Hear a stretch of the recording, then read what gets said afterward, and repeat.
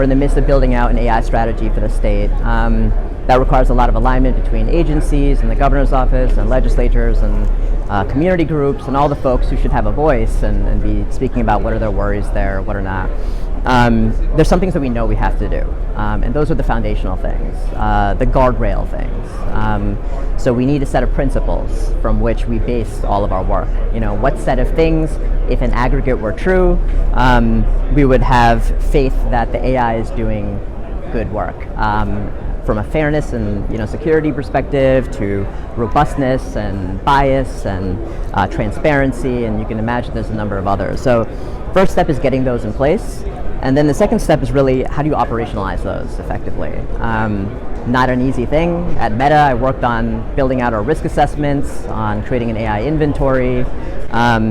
It's really complicated, and it gets more complicated as you have more models in place, and there's systems of AI models talking with other models, and so what does transparency there look like?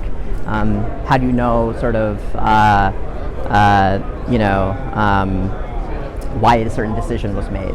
And so we need to be, I think, really have a lot of intention about how we structure automated decision making, always have a human in the loop. Have those values, have a good path to operationalization there. That'll also mean an inventory of AI to understand what's in use across the state, and to ensure that's an inventory that's not just a set of PDF documents that are shared, but actually usable, the right metadata being collected, and actionable. We can do something with that if something goes wrong. Risk assessments when we deploy AI in order to see what are the risks here?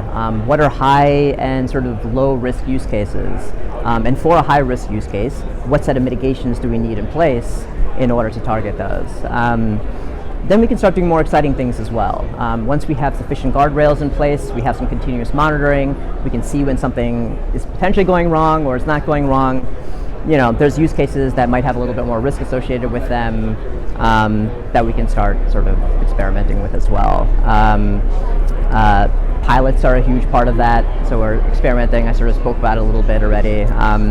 Tell us what we're sort of missing in our foundational AI infrastructure and build from there. And beyond that, sort of coordination and collaboration with academia, with industry, with civil society. This is a space that's moving so quickly. A new research paper comes out every week that refutes something that came out the week before. So if we're building policy and we're advising legislators on what we need to be doing here, we need to sort of keep in touch with what the cutting edge is, and we need experts to help guide us in that direction. And it's fortunate that a lot of folks want to be part of this conversation. So I found really ready and willing participants to help advise us on what we should be doing and sort of to scan to the future for us. The other element of that is collaborating on actual projects.